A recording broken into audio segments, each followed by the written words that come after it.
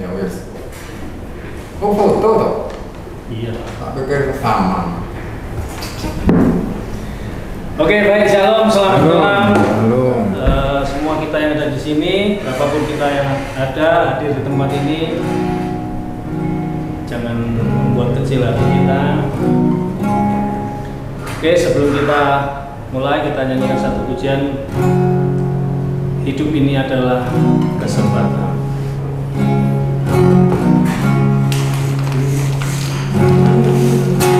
Adalah kesempatan.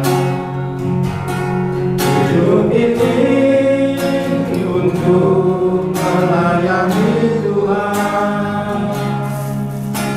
Jangan sia-siakan hidup yang Tuhan beri. Hidup ini hanya sementara. Satu kali lagi. Hidup ini adalah kesempatan. Hidup ini untuk melayani Tuhan. Jangan sia-siakan waktu yang Tuhan beri. Hidup ini hanya sementara. Oh Tuhan, pakailah hidupku selagi aku masih kuat. Bila saatnya nanti ku tak berdaya lagi, hidup ini sudah jadi berat. Oh Tuhan, pakailah hidupku selagi aku masih kuat.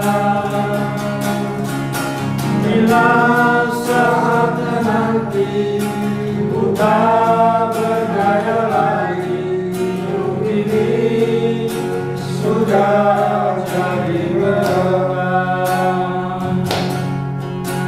Ini sudah jadi berat.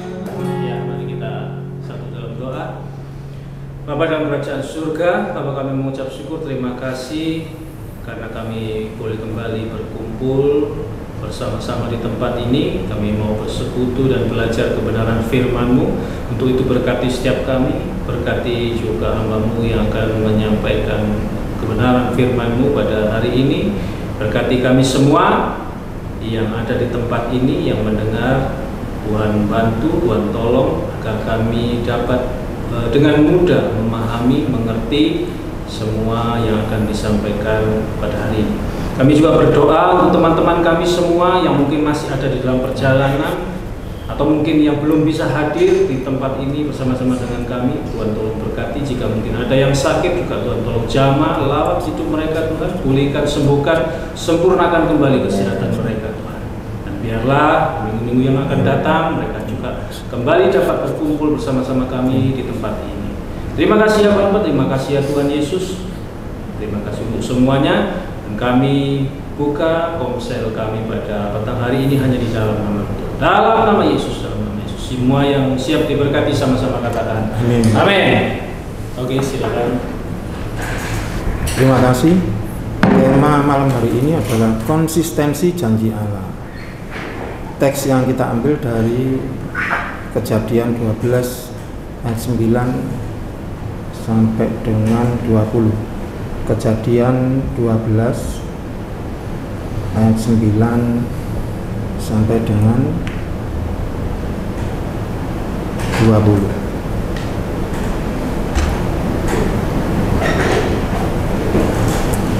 Baca urut ya Pak, dari saya ke sini. Ya. Ke sini ke kiri. Arah jarum jam ini. Oh gini, Ya. jarum jam ya. Kanan. Kemana saya? Ke sini. Ya. Ini. Ya. Sini. Sini dong. Sini arah jarum jam. Sampai yang Oke, ya. Ya, baca. Sesudah itu Abram berangkat dan makin jauh ia berjalan ke tanah Negeb. 10. Abram di Mesir. Atas 10, ketika kelaparan timbul di negeri itu, pergilah Abram ke Mesir untuk tinggal di situ sebagai orang asing, sebab hebat kelaparan di negeri itu. Pada waktu itu akan masuk ke Mesir. Pada waktu ia akan masuk ke Mesir, berkatalah ia kepada Sarai istrinya, memang aku tahu bahwa engkau adalah seorang perempuan yang cantik parasnya. 12. Apabila orang Mesir melihat engkau, mereka akan berkata, itu istrinya, jadi mereka akan membunuh aku dan membiarkan engkau hidup. 13. Katakanlah bahwa engkau adikku, supaya aku diperlakukan mereka dengan baik karena engkau, dan aku dibiarkan hidup oleh sebab engkau. 14. Sesudah Abram masuk ke Mesir, orang Mesir itu melihat bahwa perempuan itu sangat cantik. Dan ketika punggawa-punggawa Fir'aun melihat Sarai, mereka memuji-mujinya di hadapan Fir'aun, sehingga perempuan itu dibawa ke istananya. 16. Fir'aun menyambut Abram dengan baik-baik karena ia mengingini perempuan itu, dan Abram mendapatkan domba, lembu sapi, keledai jantan, budak laki-laki dan perempuan, keledai betina dan unta. 17. Tetapi Tuhan menimpakan tulah yang hebat kepada Firaun, demikian juga kepada seisi istananya, karena Sarai istri Abram itu. 18. Lalu Firaun memanggil Abram serta berkata, apakah yang kau perbuat ini terhadap aku? Mengapa tidak kau beritahukan bahwa ia istrimu? Ayat 19. Mengapa engkau katakan dia adikku, sehingga aku mengambilnya menjadi istriku? Sekarang inilah istrimu, ambillah dan pergilah. 20. Lalu Firaun memerintahkan beberapa orang untuk mengantarkan Abram pergi bersama-sama dengan istrinya dan segala kepunyaannya. Amin. Sebelum saya melanjutkan, saya berbicara tentang pendahuluan terlebih dahulu. Ada 3 latar belakang tentang Abraham. Pertama, garis keturunan Abraham. Keturunan Abraham itu berasal dari Sem dengan 8 step keturunan, mulai dari Sem, Sela, Eber, Peleh, Rehu, Seruh, Nahor, kemudian Terah. Dari Terah mempunyai 3 orang anak dengan 1 ibu. Pertama disebutkan Abram, kemudian Nahor dan Haran. Tidak semuanya yang disebutkan pertama seperti di dalam hal ini adalah Abraham. Itu anak pertama. Menurut penelitian, anak pertama adalah Haran, kedua Nahor, ketiga Abraham. Justru Abraham yang paling terakhir. Itu bisa dibaca di Kejadian 11 ayat 16 sampai dengan 26. Kemudian Abraham disebut sebagai orang Ibrani. Kejadian 14 ayat 13. Nama Abraham mempunyai arti bapa yang diluhurkan, berganti menjadi Abraham yang mempunyai arti bapa sejumlah besar bangsa. Dalam budaya Ibrani, sebuah nama memang mempunyai arti.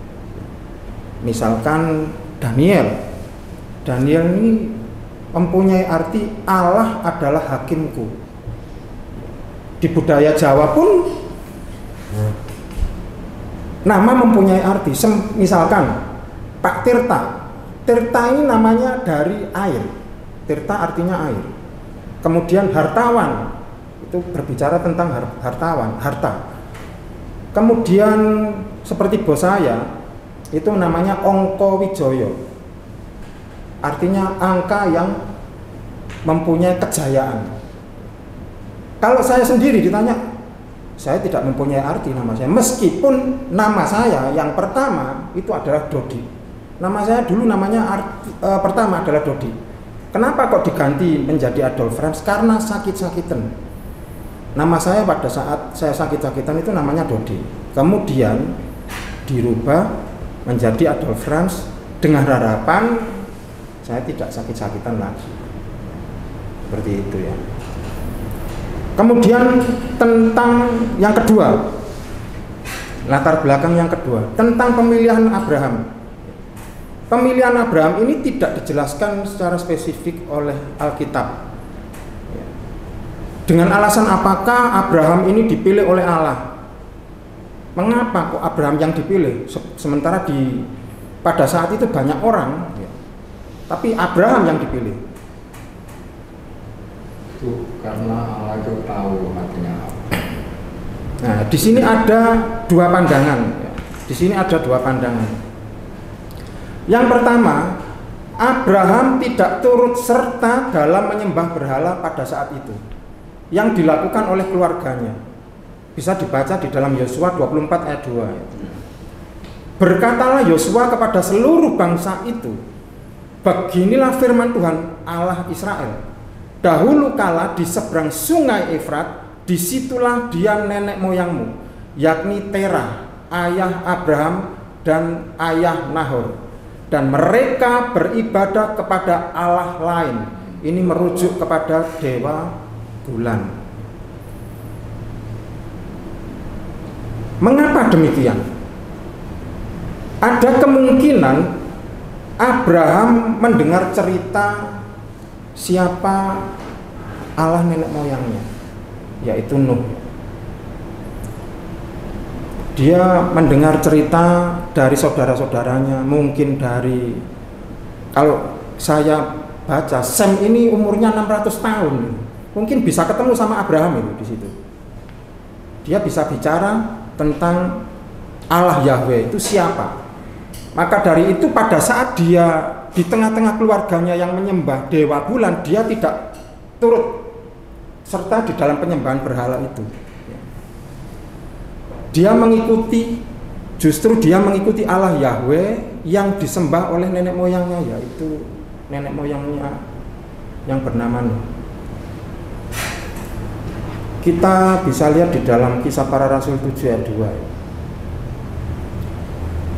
Jawab Stefanus, hai saudara-saudara dan bapak-bapak, dengarkanlah, Allah yang maha mulia telah menampakkan dirinya kepada bapa leluhur kita Abraham ketika ia masih di Mesopotamia sebelum ia menetap di Haran.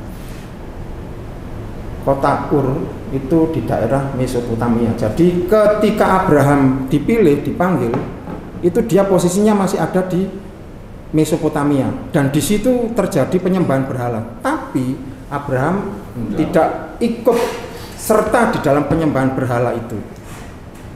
Kemudian penafsiran yang kedua, ada dua pandangan ya. Yang pertama tadi, yang kedua sekarang ini, pemilihan Allah atas Abraham tidak didasarkan oleh bakat, kemampuan, dan kehebatannya, tetapi dengan sukarela menurut kedaulatan, kehendak, dan pertimbangan Allah sendiri. Abraham secara khusus dipilih, dikuduskan, dipisahkan dari mereka yang menyembah berhala untuk menjadi orang pilihan Allah yang akan menurunkan bangsa-bangsa penyembah Allah yang esa. Ini pandangan yang kedua. Jikalau saya ditanya milih yang mana, milih keduanya. Penyebabnya adalah dua-duanya mendekati, paling mendekati kebenaran. Meskipun Alkitab tidak menjelaskan secara detail. Lalu kemudian Allah ini mengadakan perjanjian dengan Abraham yang berisi 3 janji. Yang pertama, menjadi bangsa yang besar. Keturunanmu seperti debu tanah banyaknya. Janji yang kedua, nama yang termasyhur, namanya terkenal, mempunyai nama yang harum sampai dengan hari ini. Kemudian ada penyertaan dan perlindungan dari Allah. Barang siapa yang memberkati engkau akan diberkati, barang siapa yang mengutuk engkau akan dikutuk. Ini berbicara tentang perlindungan. Kemudian yang ketiga, berkat jasmani yang berkelimpahan. Kita tahu bahwa Abraham ini keluarga atau seorang yang kaya raya. Allah menyatakan janjinya kepada Abraham ini sebanyak 5 kali.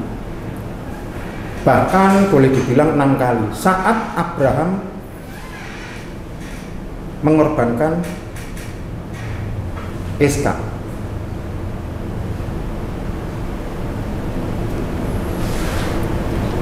Bahkan beberapa kali Allah ini menampakkan diri seperti di dalam Kejadian 12 ayat 7, kemudian Kejadian 17 ayat 7, kemudian di Kejadian 18 ayat 1 kalau tidak salah di situ ya. Kita lihat sebentar Kejadian 12 ayat 7. Ketika itu Tuhan menampakkan diri kepada Abram dan berfirman, "Aku memberikan negeri ini kepada keturunanmu." Maka didirikannya di situ mezbah bagi Tuhan.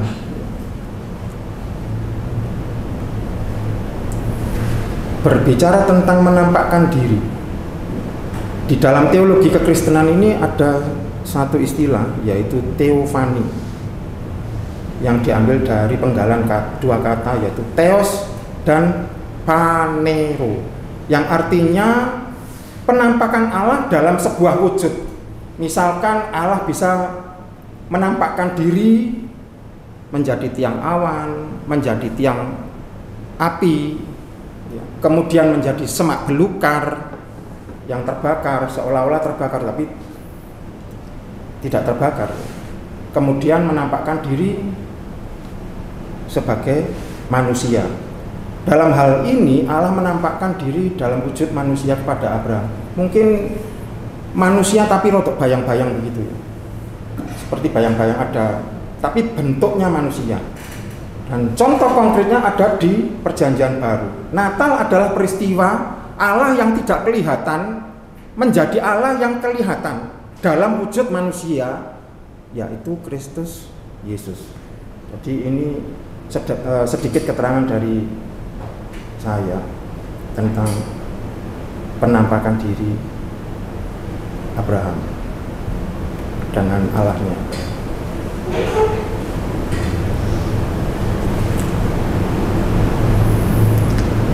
Kemudian yang ketiga, Abraham menyandang gelar bapa orang beriman. Ada 3 alasan mengapa Abraham ini menyandang atau disebut sebagai bapak orang beriman.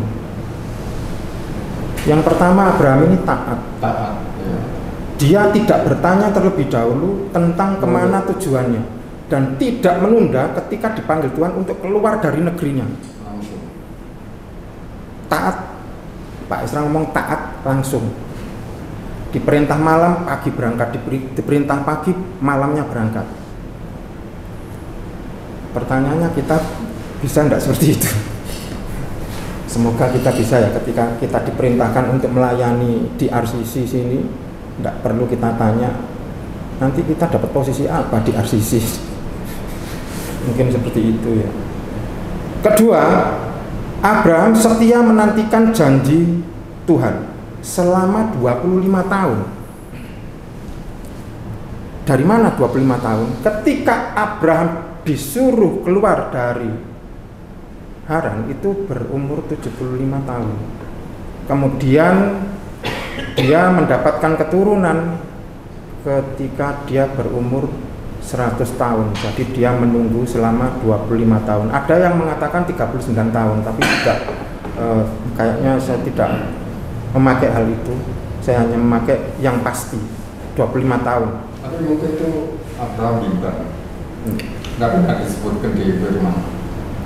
Sampai segitu lama. Ini melalui proses. Jadi Abraham ini benar-benar menunggu keturunan yang dijanjikan oleh Tuhan. Meski secara manusia sulit terwujud, karena dia dan istri sudah lanjut usia. Dia sudah mati haid. istrinya. Dan Abraham sendiri umurnya sudah begitu luar biasa tua dan tidak ada kemungkinan tidak ada gairah untuk hal itu ya. Kemudian kita bisa baca di dalam Ibrani 11 ayat 11.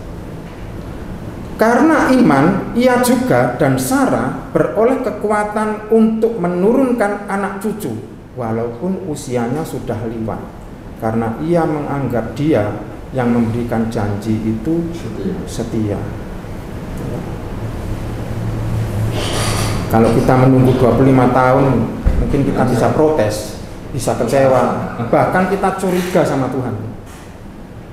Kita setiap kita berdoa ini pada umumnya kita ini berdoanya tentang berkat jasmani. Jarang sekali kita ini berdoa tentang berkat rohani. Padahal berkat rohani ini sungguh-sungguh menguatkan. Ketika jasmani kita turun, rohanilah yang menguatkan sehingga kita tidak sampai terjerembab. Kita tetap bisa ingat sama Tuhan.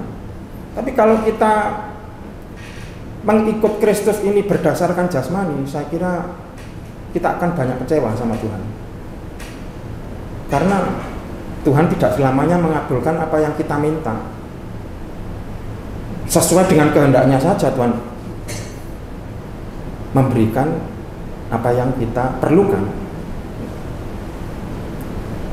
Yang ketiga, Abraham taat kepada perintah Allah untuk mengorbankan anak tunggalnya yang paling disayanginya di dalam Kejadian 22 ayat 1 sampai 3. Abraham ini sangat taat, mengasihi Tuhan lebih besar daripada dia mengasihi anaknya. Tapi jika saya merasakan sebagai seorang ayah yang sudah menunggu 25 tahun begitu luar biasa lama, kemudian anak itu diambil, diminta oleh Tuhan, secara manusia Abraham pasti sedih, pasti berat sekali dia memberikan, sebenarnya berat, tapi oleh karena dia mengasihi Allah lebih besar daripada dia mengasihi anaknya, dia taat kepada perintah Allah. Dan saya yakin bahwa Abraham ini sudah menjalankan perintah Tuhan Yesus di dalam Matius 22 ayat 37. Jawab Yesus kepadanya, ini orang Farisi yang bertanya, kasihilah Tuhan Allahmu dengan segenap hatimu, dengan segenap jiwamu, dengan segenap akal budimu. Ini Abraham sudah melakukan hal ini. Saya berharap kita di sini juga melakukan hal ini. Percaya sepenuhnya kepada Kristus Yesus, menyerahkan seluruh hidupnya kepada Kristus Yesus. Tidak separuh-separuh. Karena di sini dikatakan atau disebutkan dengan segenap, tidak dengan separuh hati. Sampai Abraham pun juga disebut sebagai sahabat Allah di dalam Yakobus 2 ayat 23. Dengan jalan demikian genaplah nas yang mengatakan, lalu percayalah Abraham kepada Allah, maka Allah memperhitungkan hal itu kepadanya sebagai kebenaran. Karena itu Abraham disebut sebagai sahabat Allah. Begitu luar biasa kedekatan Abraham terhadap Tuhannya, terhadap Allahnya. Boleh dibilang bergaul erat dengan Tuhan.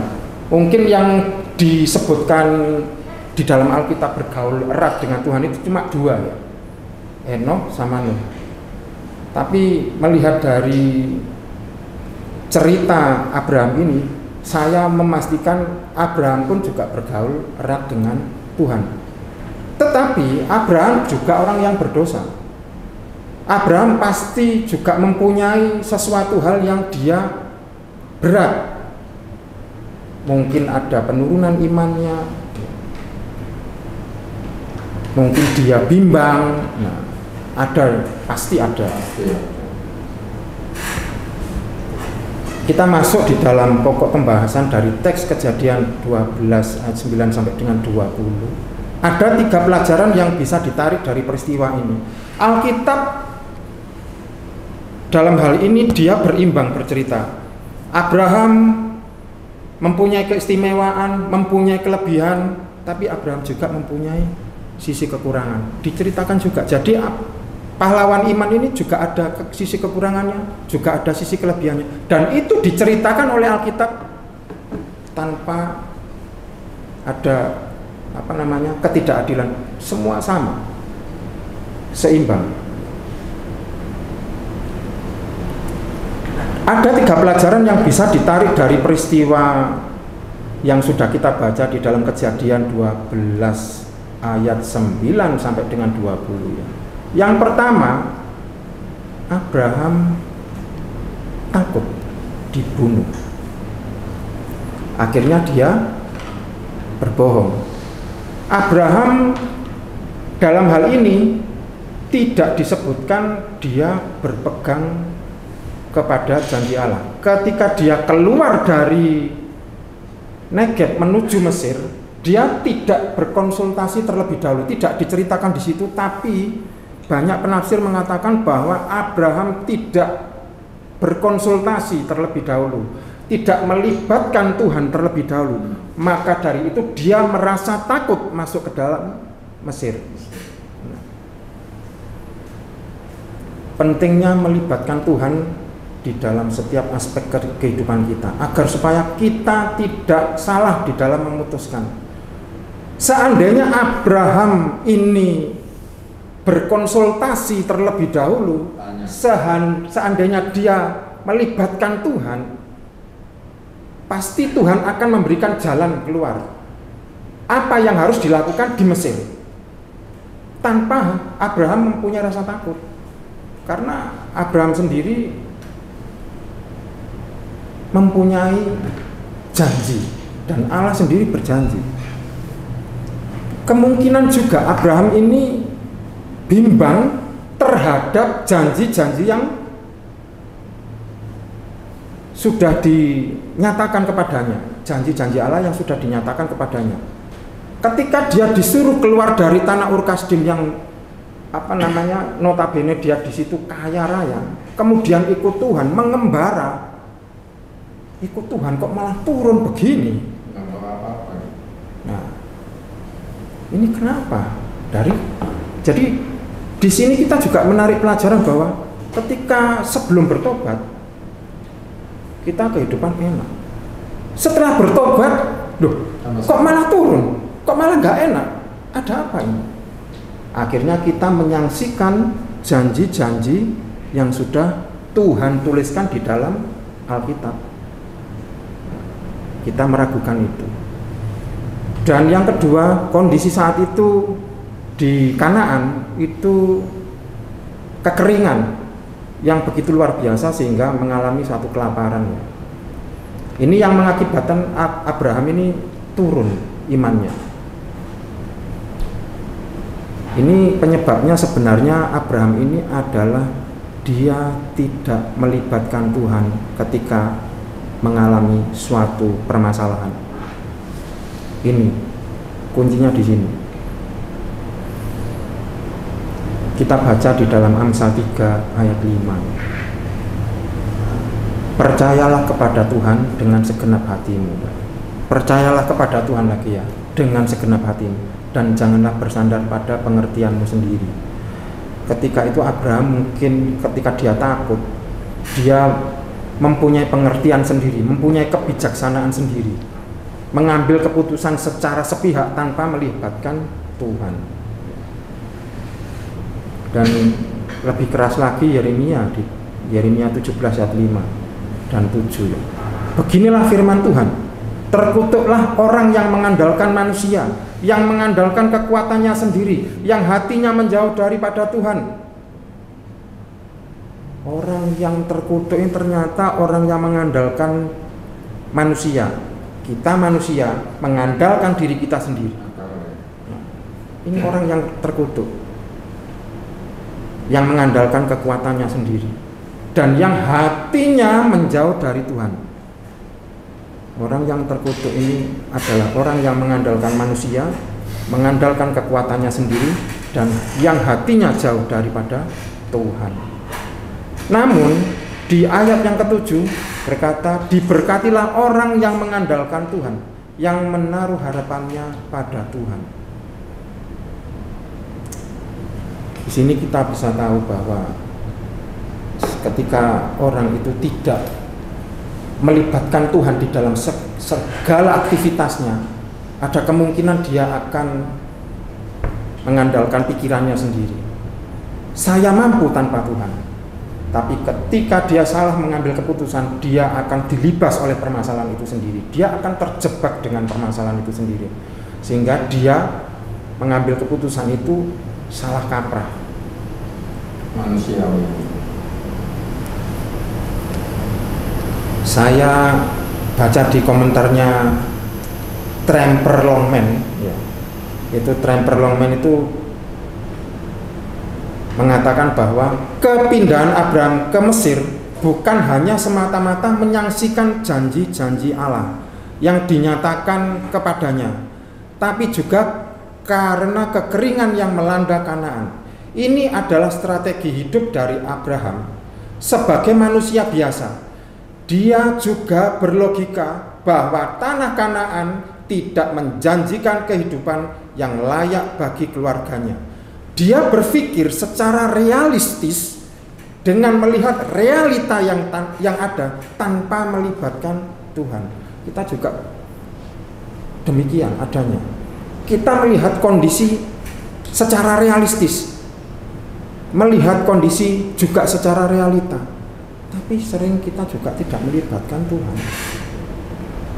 Realistis, oke, dengan melihat kondisi keadaan yang realita, tapi tanpa melibatkan Tuhan.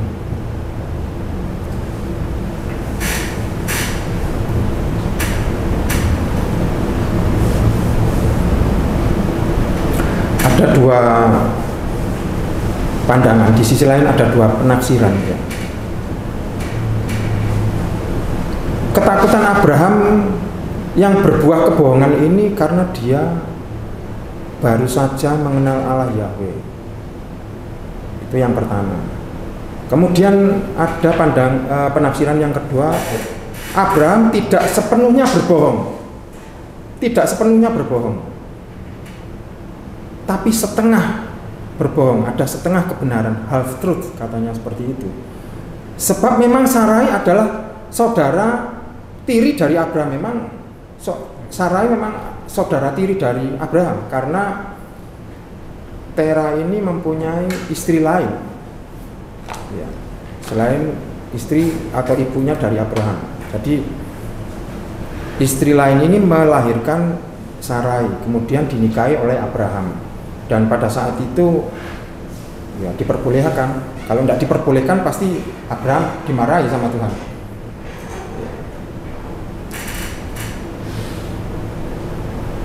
Tapi karena dia ini sudah menikah, seharusnya tidak boleh dia berbohong. Maka hal itu termasuk berdusta. Kalau saya melihat dua penafsiran ini, sebenarnya saya tidak setuju sama sekali, terutama yang penafsiran yang pertama, bahwa ketakutan Abraham yang berupa kebohongan ini karena dia baru saja mengenal Allah Yahweh. Saya yakin Abraham tidak mengenal Allah Yahweh itu secara pendek, pasti dia panjang, mulai dari dia mendengar cerita tentang nenek moyangnya, yaitu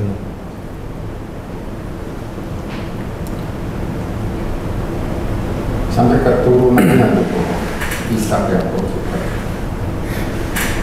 Ayat perbandingan di dalam Kejadian 20 ayat 11 sampai dengan 13.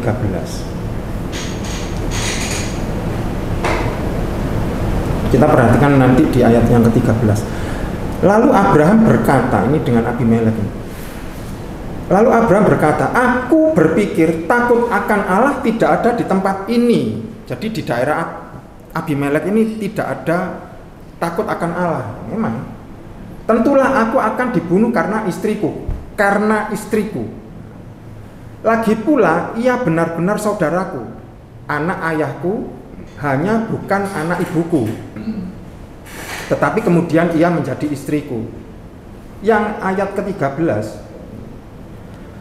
ketika Allah menyuruh aku mengembara keluar dari rumah ayahku, berkatalah aku kepada istriku, tunjukkanlah kasihmu kepadaku. Ini skenario yang diciptakan oleh Abraham. Yakni katakanlah tentang aku di tiap-tiap tempat di mana kita tiba, katakanlah aku ini saudaramu. Ini adalah skenario yang diciptakan oleh Abraham, skenario kebohongan. Jadi Abraham ini sebenarnya dua kali. Pertama di pasal 12, yang kedua di pasal 20. Dan dia mengatakan di tiap-tiap tempat. Di tempat A, di tempat B, di tempat C, dan seterusnya. Sarai disuruh berbohong untuk mengatakan bahwa dia saudaraku, bukan dia suamiku. Jadi kalau kita lihat, kita pelajari, kita perlu mewaspadai dosa yang sama, berulang-ulang. Dosa yang sama tapi diulang-ulang. Ini perlu kita waspadai. Sebab dosa yang diulang-ulang akan mengakibatkan kita ini menjadi terbiasa dan merasa bahwa hal yang kita lakukan ini tidak dosa di mata Tuhan, padahal itu di mata Tuhan dosa.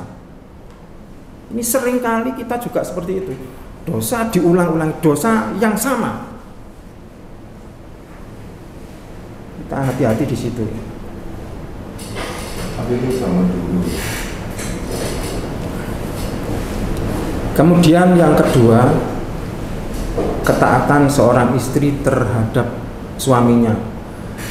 Kita baca di dalam Kejadian 12 ayat 11 sampai dengan 13. Pada waktu ia akan masuk ke Mesir, berkatalah ia kepada Sarai istrinya, memang aku tahu bahwa engkau adalah seorang perempuan yang cantik parasnya.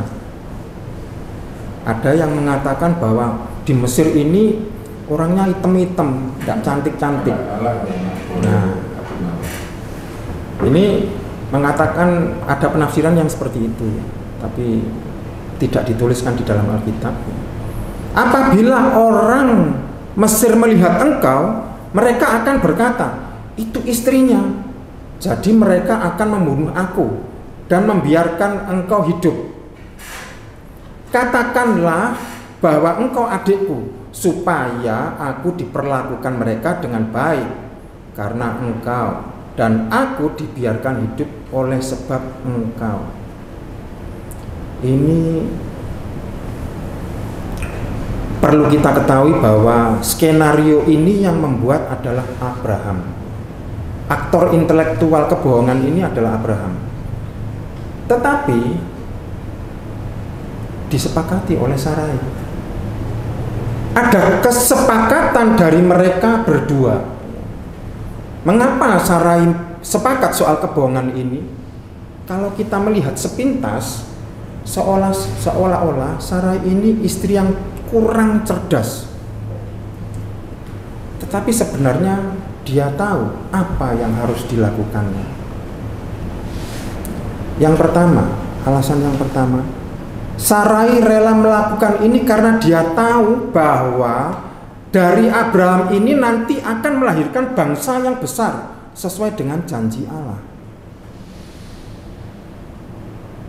Seandainya ini misalkan Abraham dibunuh, seandainya pasti tidak ada kelanjutannya. Sehingga pemikiran Sarai, saya harus rela melakukan ini karena saya tahu bahwa Abraham adalah dari Abraham inilah akan melahirkan bangsa yang besar.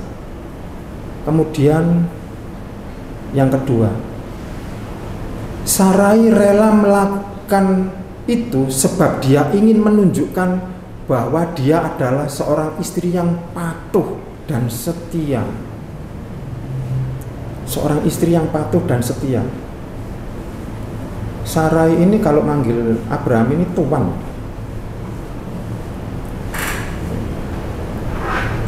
Kemudian yang ketiga, Sarai tidak mau membuat masalah semakin rumit. Seandainya dia membangkang, masalah makin rumit. Zaman sekarang istri kalau dikasih tahu, wah, balas membangkang dia, merasa diri benar. Saya sendiri juga merasakan itu ya, ketika kita bermusyawarah dengan istri, tiba-tiba istri langsung, enggak bisa. Tapi dari Sarai ini kita juga belajar ada istri yang begitu luar biasa, taat, setia kepada suaminya. Yang keempat, Sarai ini mempunyai keyakinan bahwa Allah pasti menolong mereka. Dari Sarai kita juga bisa belajar bagaimana kita harus mendidik seorang istri, dan dari istri pun juga demikian, bahwa seorang istri haruslah taat kepada suaminya. Jadi di sini seolah-olah kan Sarai ini kok suaminya keliru, kok malah dia mengamini, artinya sepakat dengan apa yang diskenariokan oleh suaminya. Tapi dia tahu sebenarnya yang sudah saya sebutkan ini.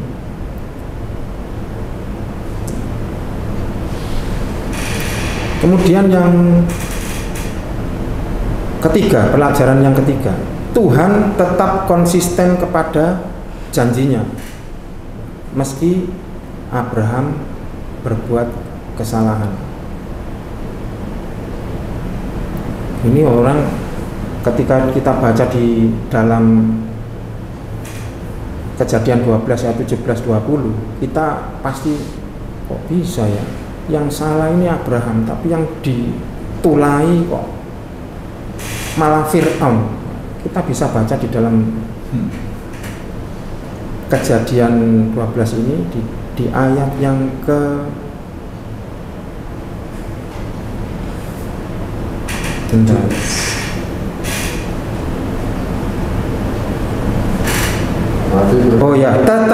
di ayat yang ke-17. Tetapi Tuhan menimpakan tulah yang hebat kepada Fir'aun, demikian juga kepada seisi istananya, karena Sarai, istri Abraham itu. Jadi bukan karena kesalahan, tapi karena istrinya. Jadi istri ini berperan juga di dalam kehidupan seorang Abraham, di dalam kehidupan kita. Istri peran penting. Tanpa istri pun kita juga repot juga ya. Gak ada masalah. Ya Pak, nggak ada istri repot ya Pak ya. Sebab itu kita harus mengasihi istri. Dan dari sisi Abraham kalau kita melihat ya, dari sisi Abraham kalau kita melihat, Abraham ini bahasa Jawanya makakno. Makakno istrinya, betul nggak? Mengumpankan istrinya, dijadikan umpan agar supaya dia selamat. Mengumpankan itu. Nah, kalau dari berarti salah apa benar? Salah. Itu perjanjian lama. Tapi lain sama Daud. Daud selalu tanya. Jadi kita banyak belajar dari sisi Abraham. Nah, jadi bersalah itu belum tentu berdosa. Orang bersalah belum tentu, orang yang berbuat salah belum tentu berdosa. Ya, kita sebenarnya juga seperti Abraham. Bahkan kita sering mengalami kemerosotan iman, kerohanian kita mengalami kemunduran. Ya. Kita harus mewaspadai hal ini. Jika tidak, itu akan berakibat kepada karakter kekristenan kita. Kita mudah mengambil keputusan secara sepihak tanpa mengundang atau melibatkan campur tangan Tuhan. Ini sangat berbahaya. Oleh sebab itu, kita harus bergaul erat bersama dengan Tuhan. Bergaul erat bersama dengan Tuhan pun kita tidak lepas dari segala ujian. Abraham diuji begitu luar biasa, begitu rupa, 25 tahun dia diuji.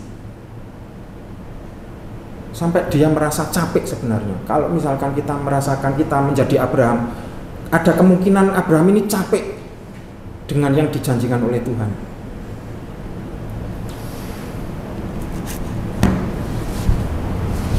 Kita tidak boleh masih katakan masih 1-2 bulan belum dijawab sudah mulai memberontak, sudah mulai cari dukun.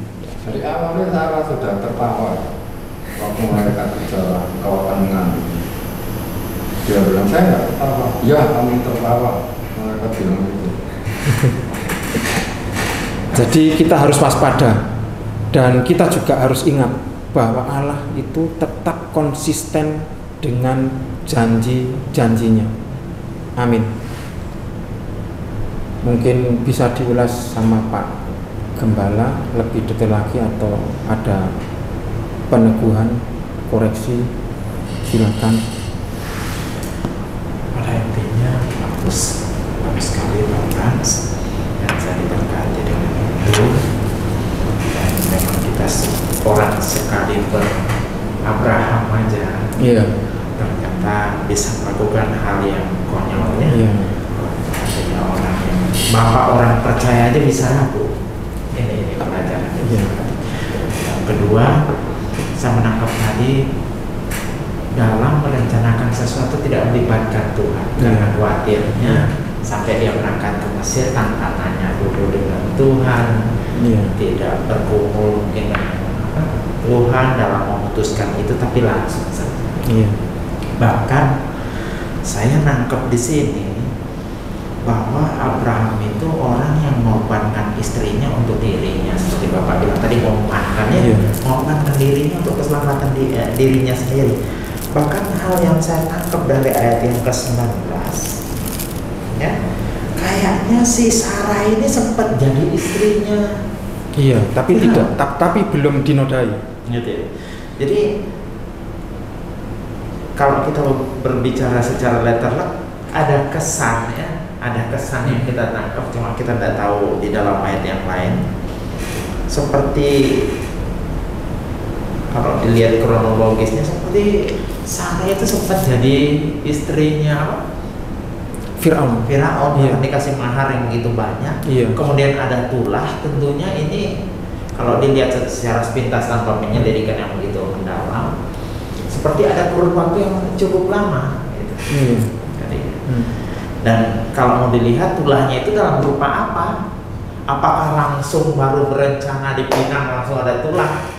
Makanya di sini dalam ayat yang ke-19 dijelaskan, dikembalikan nih, ambil uang istrimu nih. Ya kan?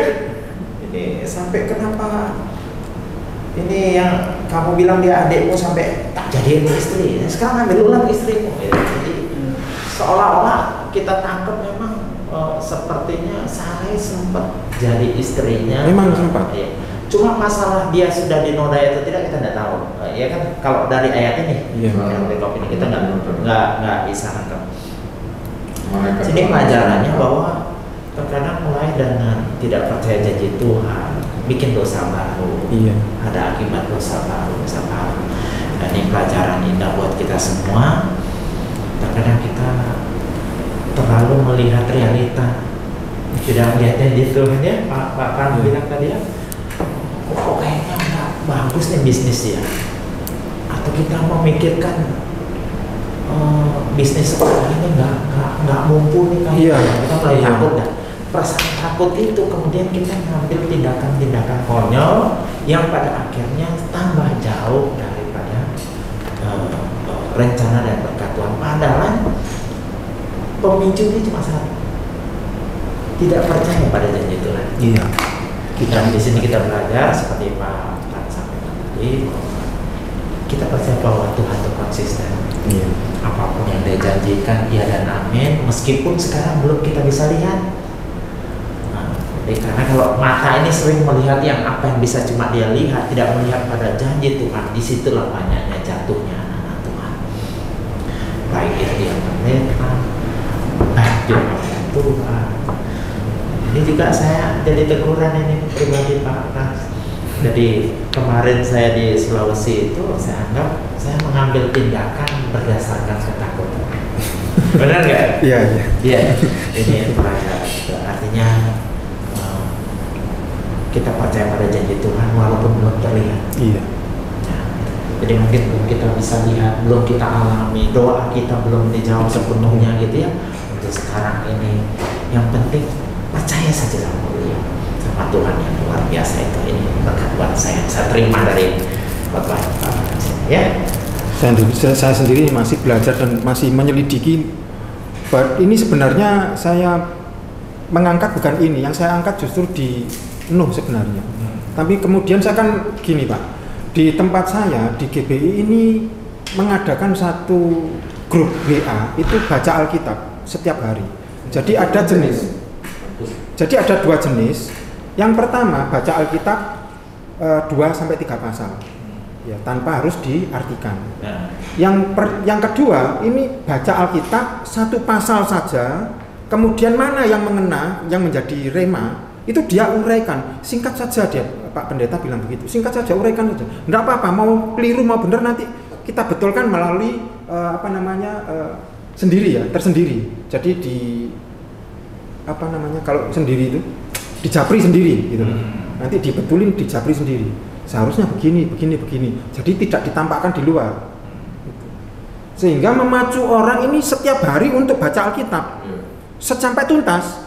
Beda dengan yang baca Alkitab tapi hanya baca saja tanpa mengartikan. Dia pasti baca. Ditanyai, gak sempat padahal ya, tidak sempat dia, tapi dia ngomong sudah baca Pak. Nah, soalnya dia menjawab. Ini ada dua. Jadi saya mengikuti baca Alkitab yang mengartikan. Jadi A1 dia. Jadi CBA 1A. Jadi saya berharap juga di sini ada seperti itu, semacam itu. Jika terjadi ada kekeliruan, mungkin Pak Gembala bisa mengkoreksi atau Pak Martin bisa mengkoreksi, gitu. Ini usulan dari saya. Sehingga jemaat itu baca Alkitab itu betul-betul serius, baca beneran. Karena apa? Kalau tidak baca beneran, dia akan belepotan menjelaskan. Bahkan istri saya kan ikut di sini. Dia tanya tiap hari saya, ini bener nggak? Saya baca lagi. Oh ada benernya, ada kelirunya, benernya di sini, kelirunya di sini. Ya udah, oke. Silakan. Sampai saya menyelidiki ini kalimat ini berapa kali sih? Jadi misalkan ya di Kejadian 1 misalkan, saya bacanya sudah langsung habis Pak. Karena apa? Saya kok kayaknya ada rema ini. Misalkan kayak tadi menampakkan diri. Menampakkan diri ini berapa kali? Iya, menampakkan diri ini berapa kali? Ternyata dia berbicara 3 kali dia menampakkan diri. Itu. Makanya kenapa kok Abraham padahal dia ini sudah Allah sudah menampakkan diri, tapi dia nggak percaya. Ini yang saya selidiki. Kenapa gitu? Itu yang sampai di situ. Jadi kalau misalkan kita mengadakan baca Alkitab di jemaat kita mungkin akan menjadi lebih hidup. Soalnya pendapat saya juga karena firman Allah itu hidup. Ya. Jadi dan firman yang sudah tersampaikan atau kita baca tidak akan kembali dengan sia-sia. Amin. Itu firman Tuhan. Jadi soalnya ada gini ya, pembantu tante saya punya sidang di gereja Betani Jalan Jambu. Ada Mbak Nem itu pembantunya. Bapak itu bagian main gitar. Bapak orang Banjarmasin. Bapak itu sering main-main keris apa gitu. Nah, suatu saat ada kebagian mulai Bapak bagian main gitar. Gitu. Dia pulang naruh keris itu di kayak tembok pinggiran gitu. Taruh. Nah, Mbak Nem ini pembantu itu nggak tahu kita tumpang di atas keris itu. Putus jadi 3. putus jadi 3. Jadi kesaksian. Karena cuma Alkitab ini kita loh, nggak tahu Mbak Neng tuh Restu putus jadi 3. Hebatnya. Makanya firman Allah kan katakan firman itu adalah Allah sendiri. Memang apa namanya? Kalau misalkan kita menyatakan orang yang bertobat, itu pasti kita mempunyai benih ilahi di dalam dirinya. Kalau dia menyatakan bertobat tapi dia menyimpang dari kebenaran, kayaknya perlu dipertanyakan.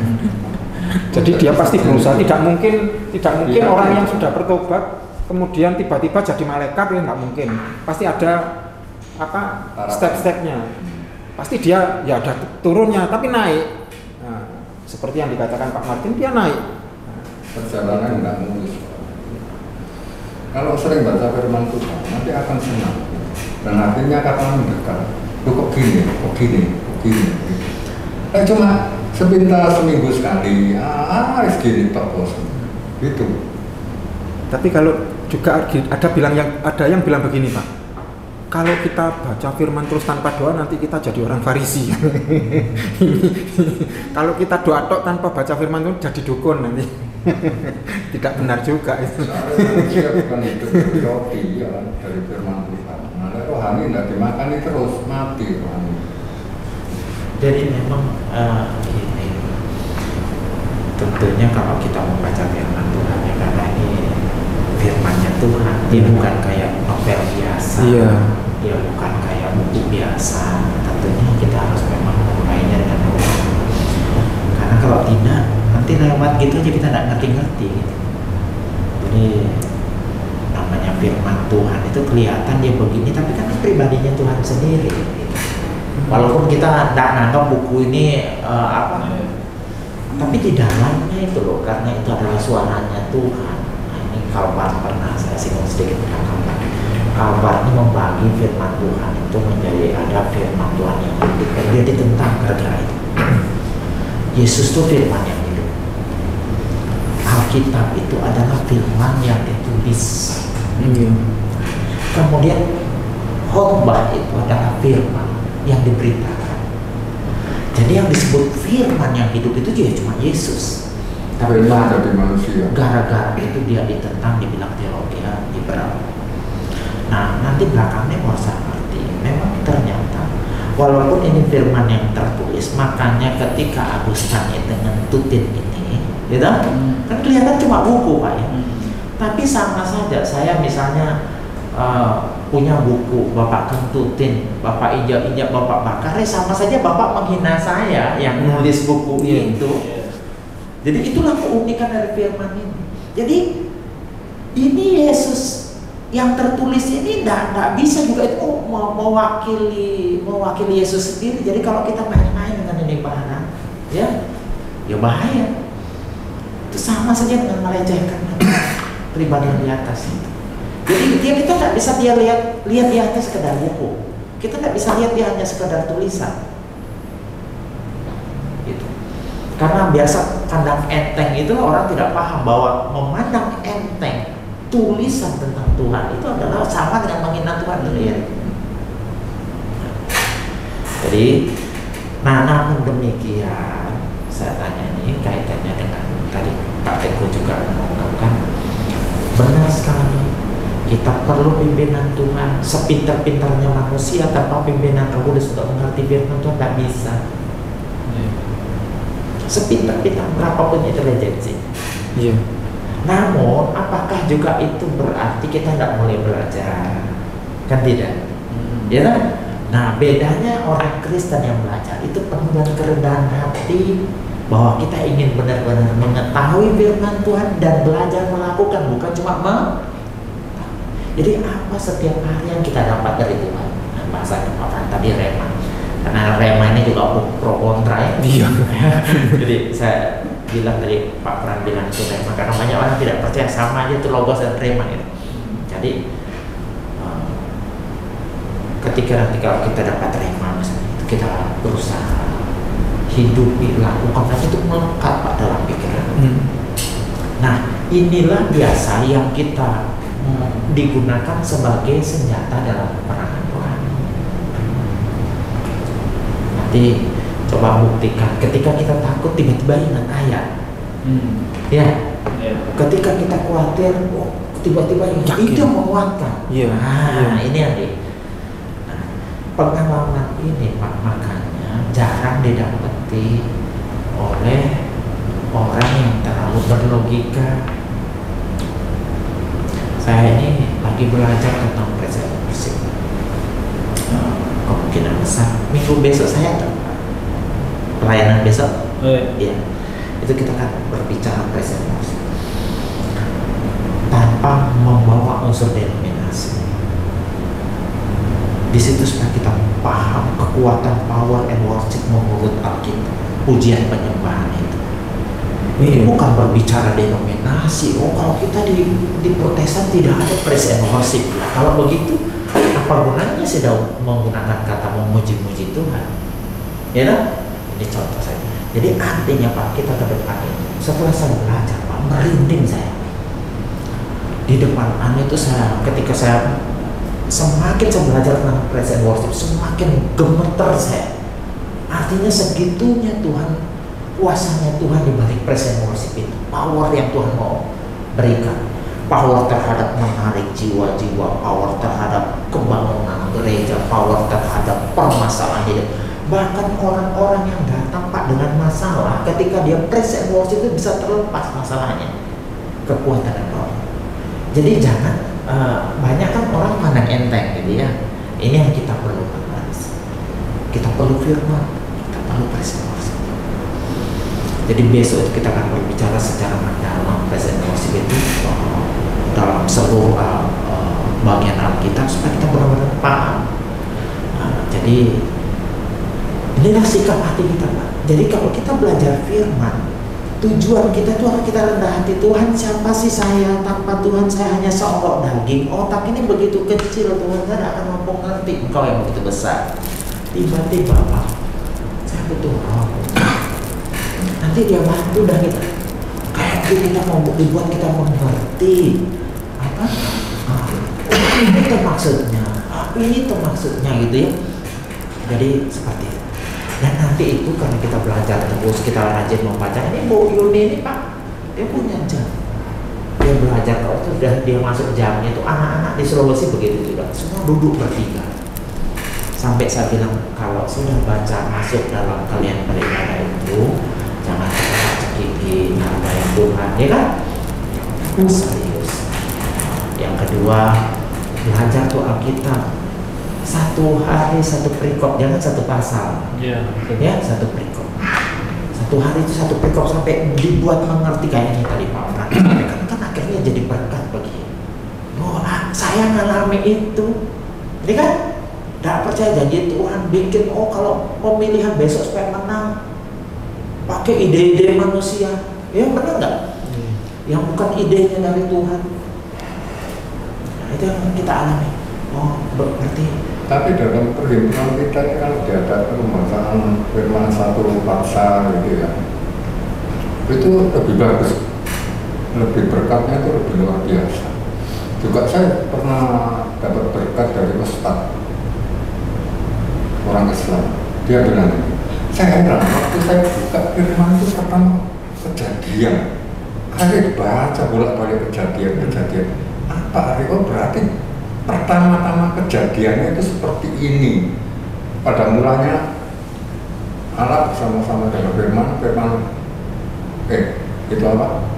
Pada mulanya bumi dijadikan itu kelam kabut gini-gini. Biasa heran, saya sampai apa ya? Celek mata rohani saya. Saya baca firman mulai kecil sampai sekarang, kejadian, keluaran, dia biasa. Tapi bagi Ustadz yang otaknya cemerlang ini, dia kelihatan kejadian luar lagi itu sampai tobat luar biasa. Jadi saya kayak tadi ya Pak ya, saya tuh kan lagi merenung gitu, Tuhan apa sih dosa waris? Kalau saya punya masalah begitu misalnya, saya berdoa kan, Tuhan coba bantu saya mengerti apa itu dosa waris. Kok tidak sengaja saya mencari bahasa aslinya ciptaan baru, ternyata menggunakan kata gen. Gen. Iya. Ternyata di saat kita jadi ciptaan baru, kita punya gen yang baru. Nah, coba dihubungkan dengan kesalahan kita pakai gennya Adam. Iya. Iya, bisa ngerti. Iya. Kalau saya nangis gitu, kalau saya ngerti hal yang jadi memang benar sekali Pak, seperti Pak Dago bilang, kita nggak bisa hanya dengan belajar secara sekuler gitu. Makanya sekolah teologi itu sekolah yang berbeda. Kita itu bukan banyak mempelajari Tuhan, banyak belajar dari Tuhan. Saya ulang. Iya. Sekolah teologi itu bukan banyak belajar tentang Tuhan loh, banyak belajar dari Tuhan. Makanya sikap hati dalam bersekolah itu ketika kita beda Pak, nanti outputnya beda. Tamatan STAN itu nggak tahu berapa ribu dari dulu. Tapi yang menonjol itu Bapak bisa lihat Pak Esra, yang lain itu kemana? Hilang di telan bumi. Begini, kerajaan surga itu letaknya bukan dari perkataan, tapi kuasa. Jadi jangan sampai pengertian firman itu disusupi dengan di luar firman. Itu ada dampaknya, tidak percaya. Jadi memang bagus sekolah STH itu kayak mengikuti kebiasaan tata cara duniawi. Tapi kita jangan sampai meninggalkan firman. Itu cuma untuk tambahan ilustrasi pengetahuan. Iya, saya ngerti Pak. Jadi begini, memang di dalam cara berpikir umumnya orang Kristen tuh di Sulawesi itu, saya Pak waktu pulang ke Sulawesi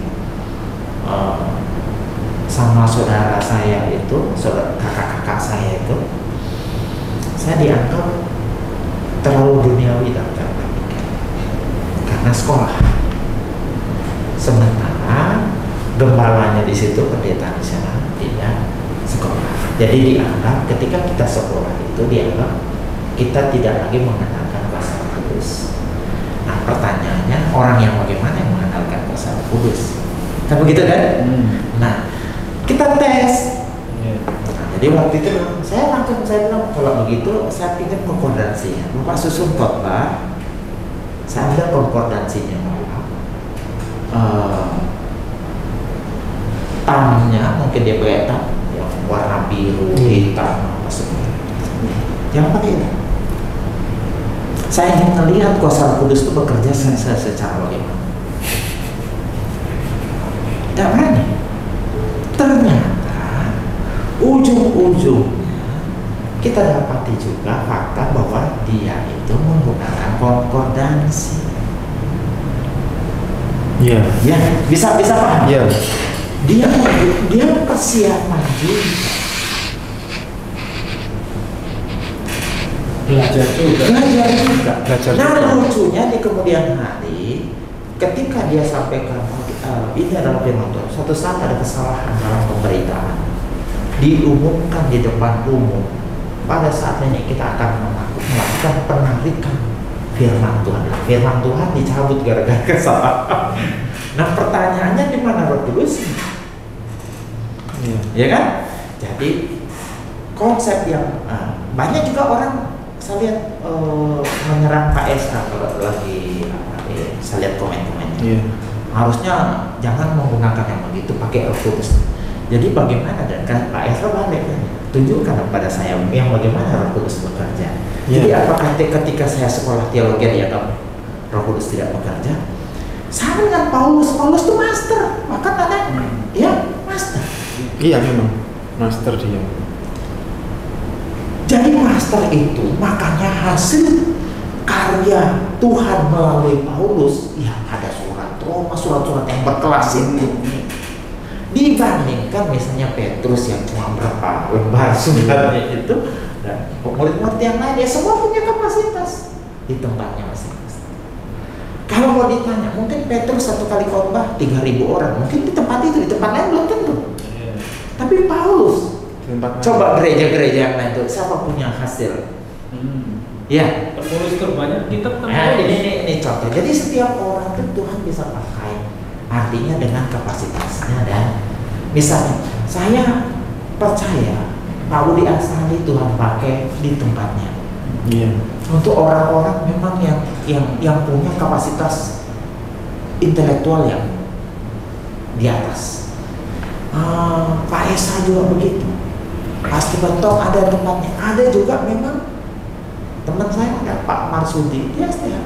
Tapi memang punya tugas gitu Pak. Kalau Bapak mau ajak dia berdialog masalah-masalah teologi, dia akan bingung.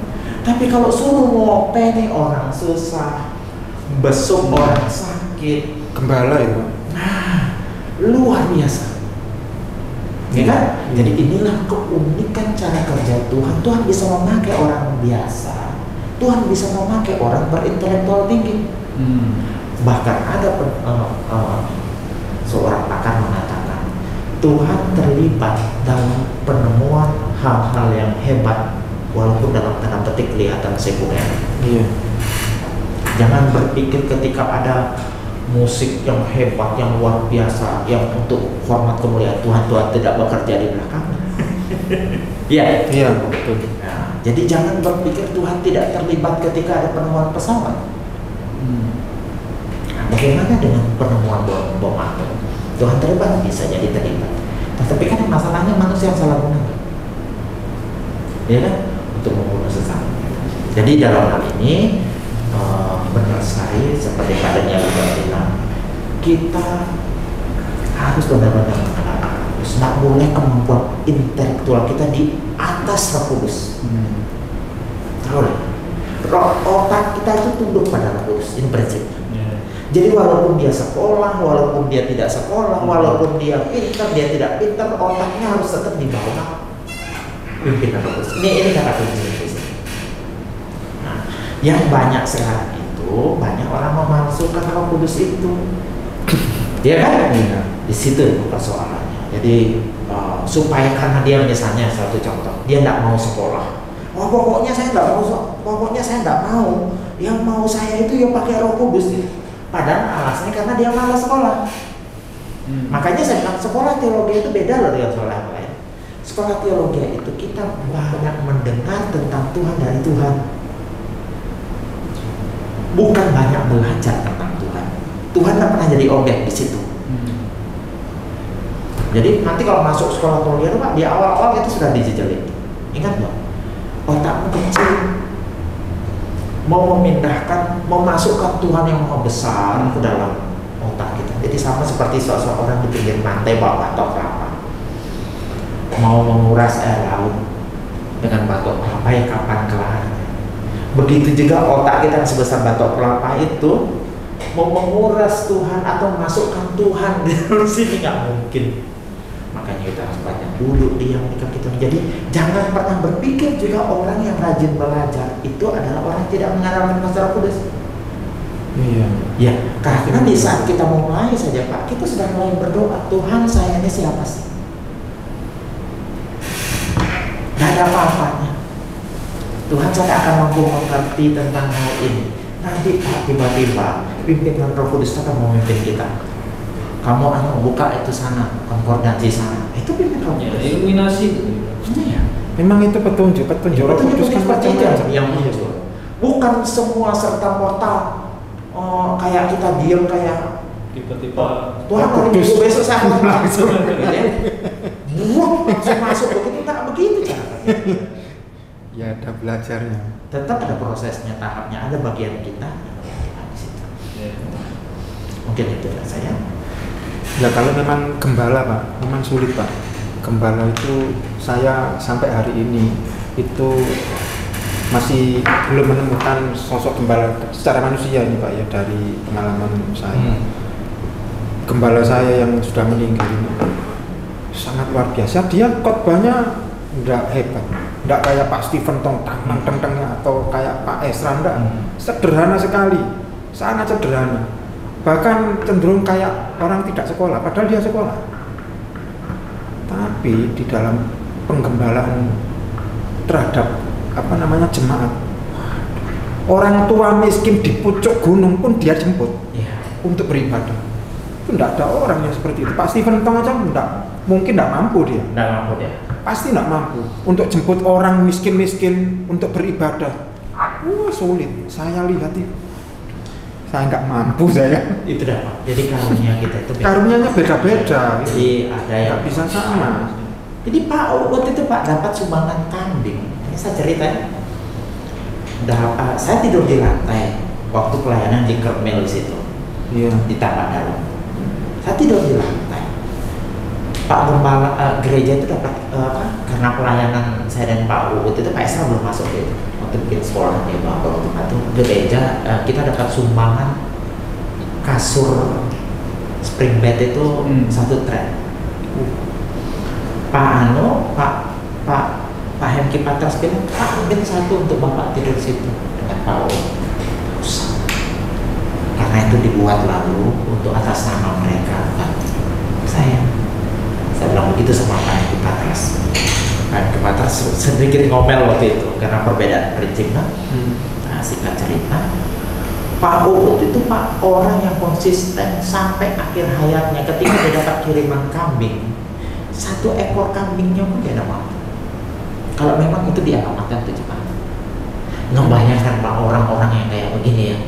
Dalam arti mungkin kita dari sisi kemampuan khotbah kurang ya, dari sisi apa yang lain. Doanya Pak Jabatan, lututnya itu sangat rajin berdoa.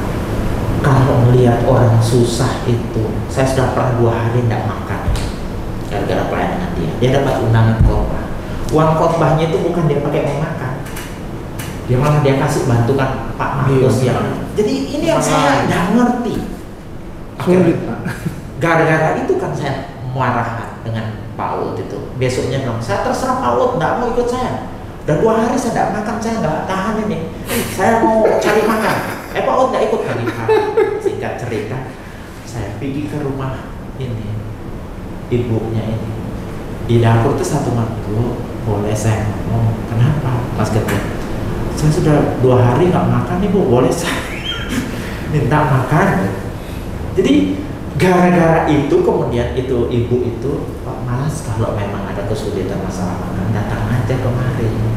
Biasa belum tahu kenal dengan dia ini, baru kenal dengan ibunya, kan ibunya itu majelis. Jadi gara-gara itu lah terus ngejalarannya sokopuli kan gitu.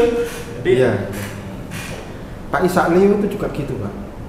Pak Ishak Leo itu kalau berdoa itu 8 jam dia. Iya. Amin. 8 jam kuat dia. Itu Roh Kudus yang memimpin. Jadi itu Pak Ishak Leo itu saya diberkati di GPPS. Nah, saya kalau ibadah misalnya hari Minggu saya ada waktu gitu, walaupun saya pegang gereja banyak, saya masih sempat nyari waktu ibadah itu. Saya ingat dia pemberkat, kalau doa berkat itu ulanglah dengan damai sejahtera, diulang sampai 3-4 kali Pak. Kan udah pikun. Iya, sudah pikun satuan. Jadi inilah yang kita belajar, hamba Tuhan yang sederhana, yang kelihatan tidak punya nama, ya, yang kemudian yang tekun mendedikasikan hidupnya sampai akhir hayatnya. Karena ukuran besar tidaknya seorang hamba Tuhan, nanti Tuhan yang mengukur. Itu yang paling benar. Karena saya lihat sekarang Pak, fenomena banyak hamba Tuhan besar jatuh bergelimpangan, yang harus menjadi waspada. Iya.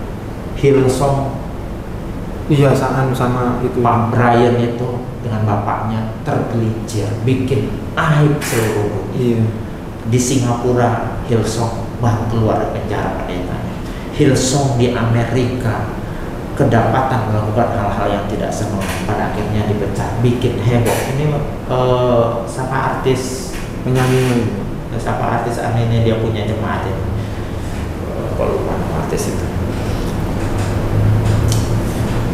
Jadi banyak hamba Tuhan besar sekarang tergelincir. Tapi Waisak itu mau meninggal tahu, bilang sama seluruh jemaat, ingat ya pesan apa ya, nanti tanggal 21 bulan apa ya, saya mau merit, menikah lagi, nikah satu.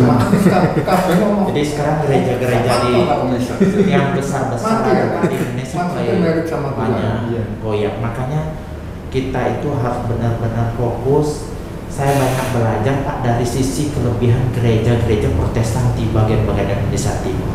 Setiap 4 tahun pendetanya ganti, itu jemaatnya itu nggak ada yang oleh Pak. Itu karena wajib. Setiap 4-5 tahun tuh harus ganti. Dan itu cuma 1 periode tidak boleh. Tapi tidak ada oleng jemaat. Jadi ini kita pelajari apa, karena satu sisi mereka punya sistem organisasi yang bagus dan kuat. Walaupun saya tahu mereka punya kelemahan dari sisi doa, tapi gereja-gereja yang sangat berfokus kepada satu hamba Tuhan, dicorek sedikit aja langsung melimpahkan sama. Tapi yang pemirsa itu nggak mau dombai keracunan. Soalnya tahu rata-rata hamba Tuhan, nabi-nabi itu ya, mereka nabi palsu.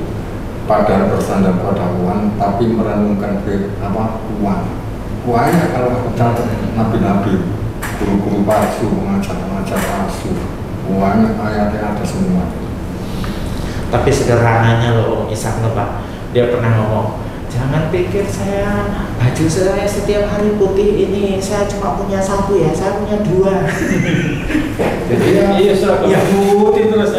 Yang memang di BPS sampai hari ini kan hitam putih.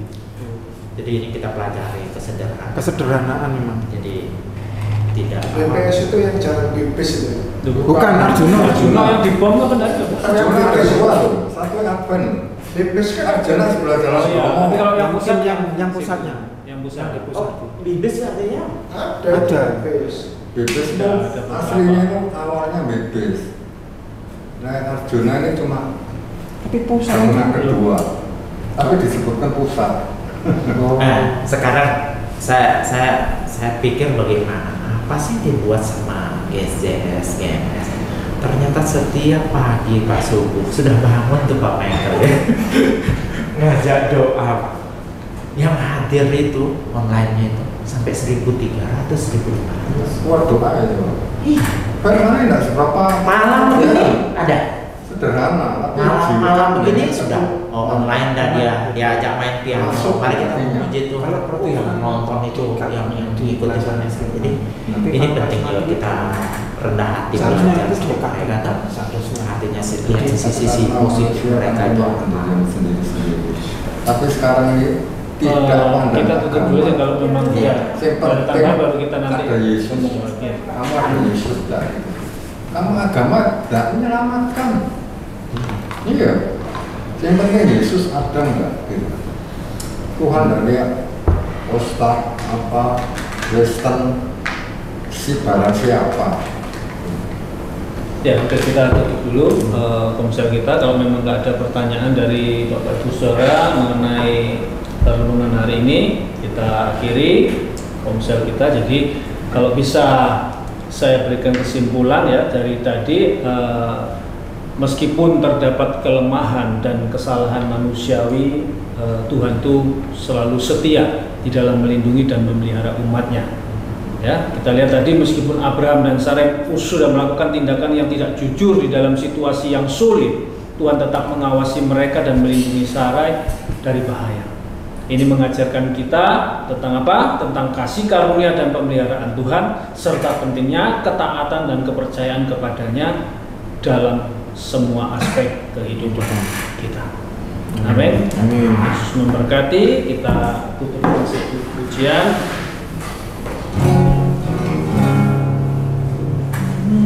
Cinta Yesus selamanya.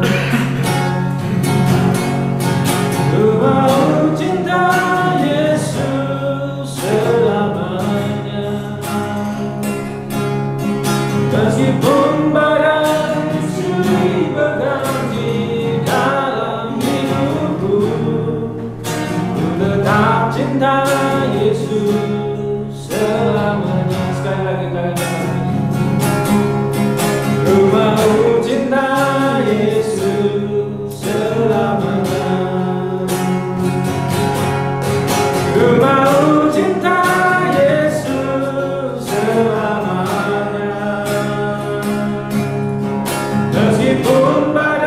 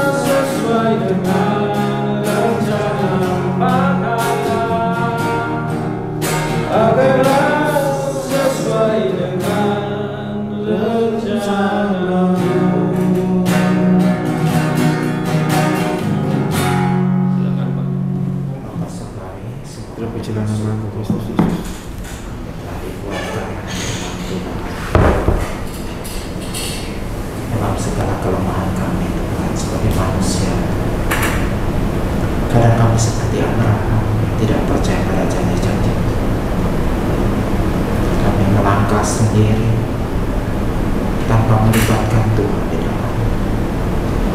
Namun kami bersyukur Allah yang kami sembah adalah Allah yang setia. Tuhan begitu konsisten dalam yang dijanjikan. Meskipun kesalahan yang kami buat, pelanggaran yang kami buat, namun Tuhan masih menyelamatkan kami. Terima kasih Tuhan. Berkati Pak Frans yang Tuhan pakai untuk menyalurkan kebenaran firman, urapan para Tuhan berlakukan bagi kehidupan Bapak, sehingga semakin hari dia dipakai semakin ajaib dan heran untuk hormat kemuliaan. Banyak jiwa-jiwa di mana.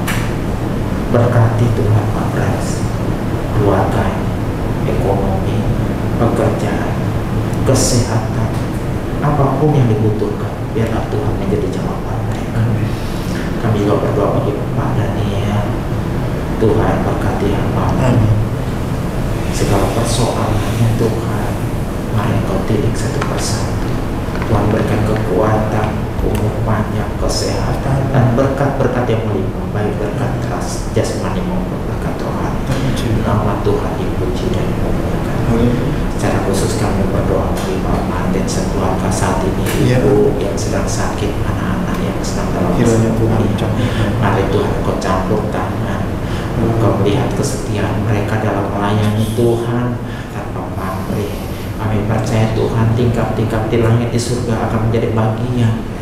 Tuhan mencurahkan berkat yang melimpah, berkat kesehatan, berkat umur panjang, berkat jasmani, berkat rohani, dan semua berkat yang menjadi bagiannya karena campur tangan Tuhan. Tuhan yang berkati. Terima kasih Tuhan Yesus.